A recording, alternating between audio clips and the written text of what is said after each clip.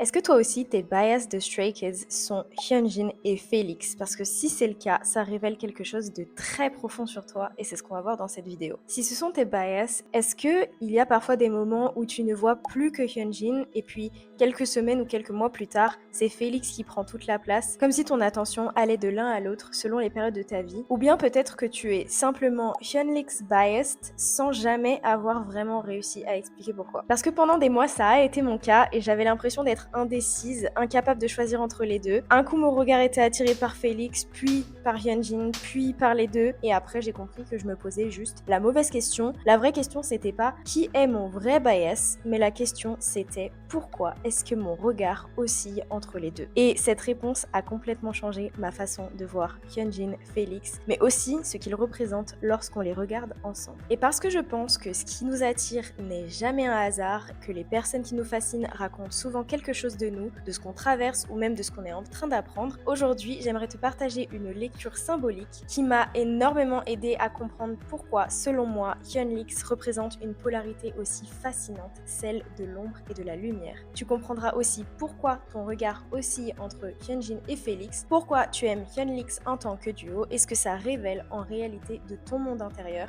et d'un besoin caché que tu ne vois peut-être pas encore mais qui cache la clé de ton évolution. Alors, est-ce que ton regard se pose davantage sur l'un, sur l'autre ou sur les deux? Dis-moi en commentaire. Et si cette lecture te parle, tu ne regarderas peut-être plus jamais tes idoles préférées et toi-même de la même manière. Bienvenue dans l'Ossiverse, l'univers où la spiritualité, l'art et les expériences de vie deviennent des portails vers une meilleure compréhension de soi et de nouvelles façons d'explorer la réalité. Je suis Océane et ici, chaque vidéo est une nouvelle porte d'entrée vers l'une des planètes de l'Ossiverse, toutes reliées par une seule et même aventure, explorer, comprendre et évoluer pour retrouver ton alignement et créer une vie qui te ressemble. Et aujourd'hui, on va explorer ce que Hyunjin, Félix et leur duo révèlent de la vie et de nous-mêmes.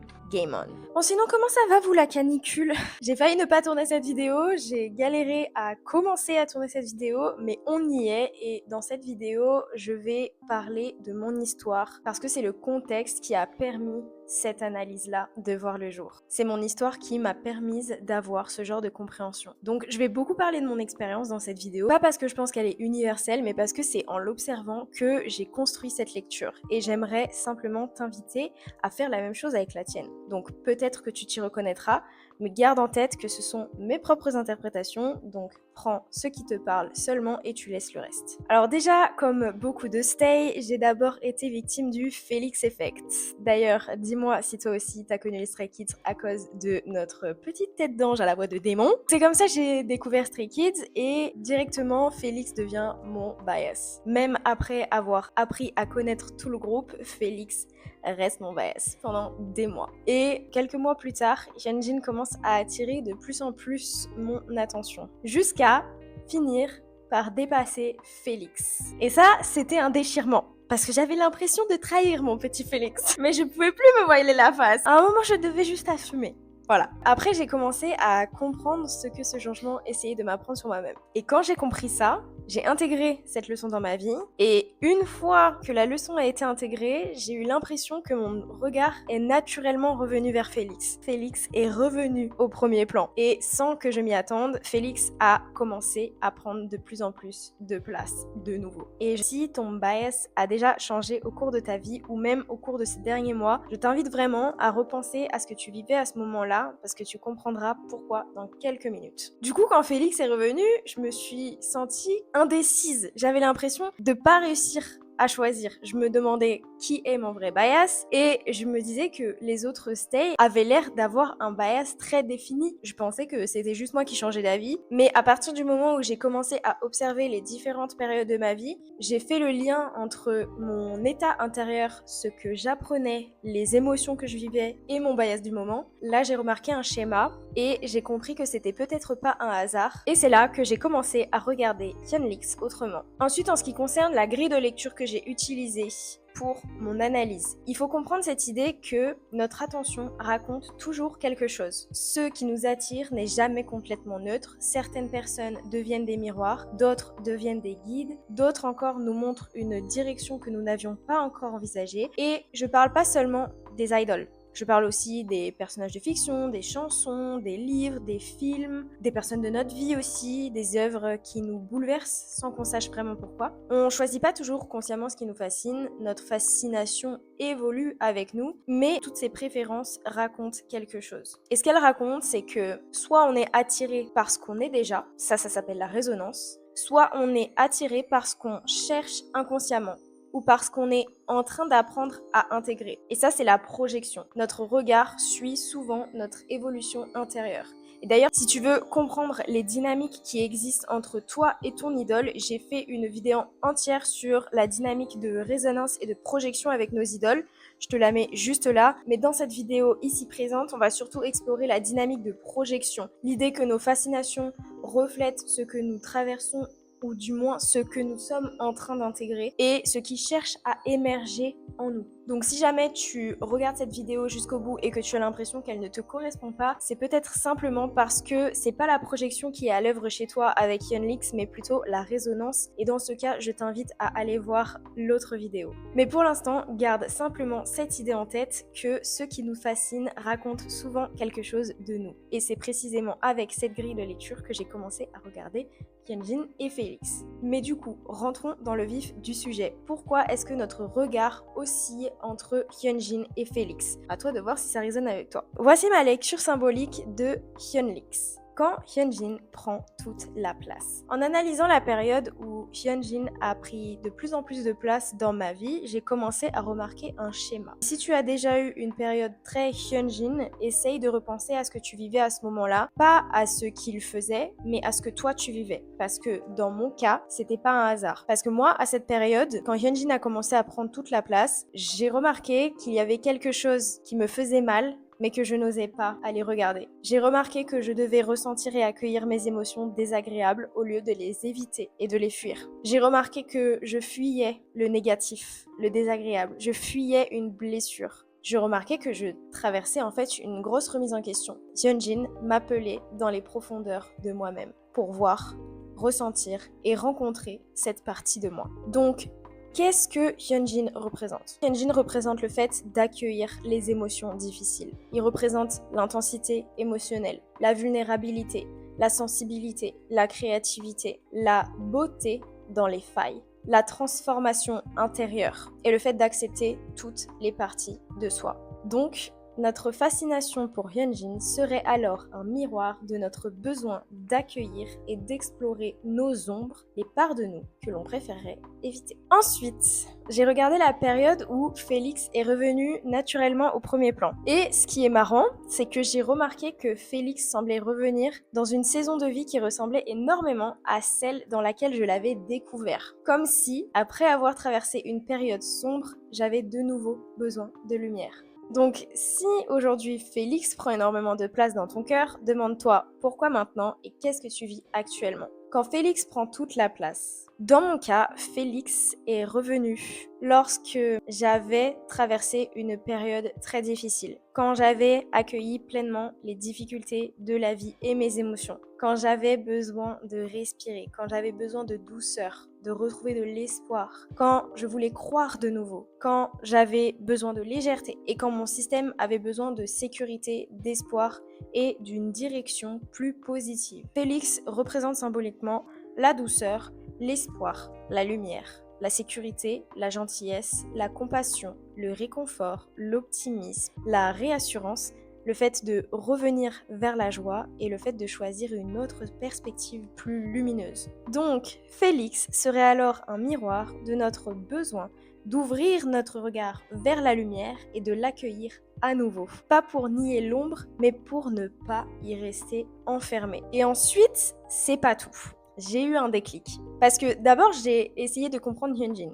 Et ensuite, j'ai essayé de comprendre Félix. Et ensuite, j'ai réalisé que ces deux pièces faisaient partie d'un même puzzle et qu'il fallait que je prenne du recul pour l'observer dans son ensemble. Donc la vraie question, c'était plus pourquoi Félix, pourquoi Hyunjin, mais la vraie question, c'était pourquoi les deux. Parce que au fond, je voulais plus choisir, je voulais comprendre. Je voulais plus savoir lequel était mon vrai bias, je voulais comprendre pourquoi je passais de l'un à l'autre. Et c'est là que j'ai compris que je ne devais pas regarder Hyunjin et Félix seulement séparément, mais aussi en tant que duo à part entière. Et c'est précisément en arrêtant de chercher lequel était mon vrai bias que j'ai enfin compris ce que représentait Hyunlix. Hyunlix, c'est comme une seule entité. Je ne les vois plus seulement comme deux individus, je les vois comme une dynamique. Une troisième couche de lecture apparaît, née de la complémentarité que je perçois entre eux. Ce n'est pas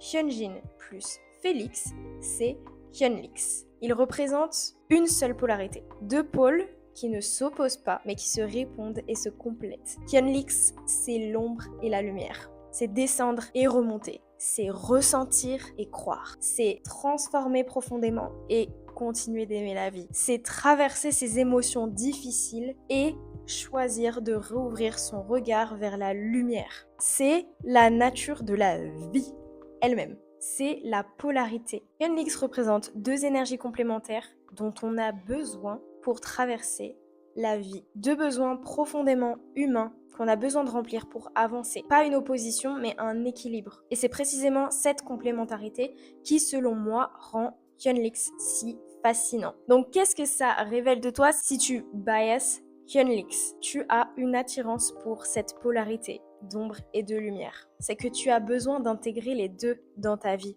C'est que tu as besoin de comprendre que l'ombre et la lumière ne s'opposent pas. C'est toi qui essayes de chercher un équilibre. C'est toi qui es en train d'accepter absolument toutes les saisons de la vie. Et c'est toi qui ne veux plus choisir un seul côté. Donc, si cette lecture résonne avec toi, alors peut-être que Hyunlix est devenu lui aussi le miroir d'un besoin plus profond. Pas celui de choisir entre l'ombre et la lumière, mais celui d'apprendre à vivre et à danser avec les deux. Et en fait, Hyunlix fonctionne tellement bien ensemble parce qu'ils ne s'annulent pas. Ils se complètent, on a besoin des deux. L'un nous invite à descendre et l'autre nous aide à remonter. L'un nous apprend à ressentir et l'autre nous rappelle qu'il existe toujours une lumière vers laquelle revenir. L'un nous invite à accueillir nos blessures, l'autre nous rappelle qu'elles ne définissent pas toute notre histoire. Parce que la lumière sans l'ombre peut devenir du déni. À vouloir toujours rester positif, on finit par parfois fuir ce qui demande simplement à être ressenti. Mais l'inverse est aussi vrai. L'ombre sans la lumière peut devenir de l'enfermement, une prison, une boucle sans fin qui s'alimente elle-même. Et on finit parfois par oublier qu'il existe aussi de l'espoir. Et l'équilibre naît du dialogue entre les deux. Et c'est peut-être pour ça que certaines personnes n'arrivent jamais vraiment à choisir entre Hyunjin et Félix. Donc, si ton bias change ou si tu as plusieurs bias, c'est normal. En fait, je pensais que changer de bias voulait dire que j'étais indécise et en fait, aujourd'hui, je le vois plus du tout comme ça parce que pour moi, un bias n'est pas forcément figé. Parce que nous non plus, on n'est pas figé. Parce que les saisons de la vie changent, les besoins changent, les résonances changent, notre regard évolue. Alors, nos bias aussi. Et du coup, si toi, tu as changé de bias ou si ton regard s'est déjà posé plus intensément sur un autre membre à certaines périodes, je t'invite vraiment à te demander pourquoi à ce moment-là, qu'est-ce que tu vivais, de quoi est-ce que tu avais besoin, qu'est-ce que cette personne représente pour toi à cet instant précis. Et peut-être que tu découvriras un schéma auquel tu n'avais jamais prêté attention. Et si tu as deux bias en même temps, au même niveau, alors quel équilibre es-tu en train d'essayer de trouver actuellement dans ta vie? Personnellement, je ne pense pas avoir changé de bias. Je pense que certaines parties de moi avaient simplement besoin de plus de Hyunjin et qu'à d'autres moments, d'autres parties de moi avaient besoin de plus de Félix. Je pense que Hyunjin est le miroir de mon besoin d'explorer mon ombre, Félix est le miroir de mon besoin de m'ouvrir à la lumière et Hyunlix est devenu le miroir de mon besoin d'apprendre à naviguer entre les deux. Et en plus, en prenant encore un peu plus de recul, j'ai réalisé quelque chose d'encore plus fascinant, c'est que Hyunlix c'était peut-être pas toute l'histoire. Parce qu'au fond, il y a aussi une troisième présence dans ma bias line, une présence que je regarde rarement directement, mais qui est là aussi depuis le début, en arrière-plan, silencieux, stable, comme une fondation sur laquelle cette polarité entre l'ombre et la lumière pouvait exister. Bang Chan. Et dans ma lecture, Bang Chan représenterait cette sécurité, cette fondation solide, ce socle qui permet justement d'explorer l'ombre sans s'y perdre et de revenir vers la lumière sans la fuir. Et c'est là que j'ai commencé à me demander, et si une bias line ne racontait pas simplement les personnes qui nous attirent, mais un véritable système intérieur. Mais ça, je pense que ça mérite une vidéo à part entière.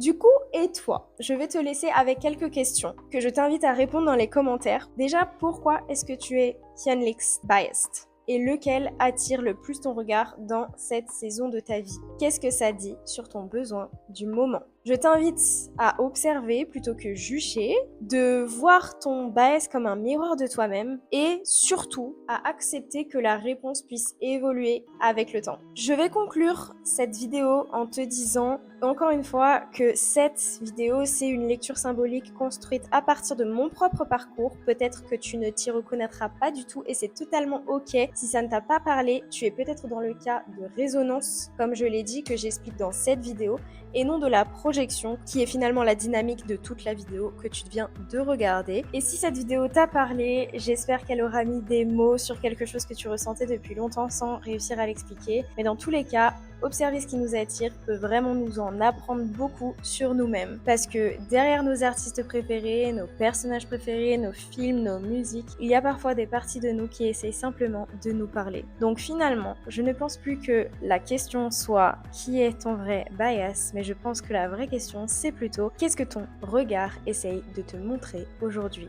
Et peut-être même une deuxième question. Qui es-tu en train de devenir pour que ton regard se pose sur cette personne aujourd'hui? Parce qu'au fond, c'est exactement ce qu'on explore ici sur la planète analyse de Lossiverse. Prendre du recul sur ce qui nous attire, sur ce qui nous touche et sur ce qui nous fascine pour mieux comprendre ce que cela raconte de notre monde intérieur. Une aventure se termine, mais le voyage continue. Si cette vidéo t'a donné une nouvelle façon de regarder ton bias, n'hésite pas à me dire en commentaire si tu es plutôt Team Hyunjin, Team Félix, ou si comme moi tu fais partie de ceux qui n'ont jamais réussi à choisir. Et je serais curieuse de savoir si ton regard change lui aussi selon les périodes de ta vie. Si tu veux continuer à explorer Lossiverse, pense à t'abonner pour ne manquer aucune des prochaines quêtes. Et si tu souhaites aller plus loin, tu trouveras en description différentes expériences pour continuer le voyage avec moi, guidance, accompagnement et ressources personnalisées. À très vite pour une nouvelle aventure au sein de Lossiverse. Game on!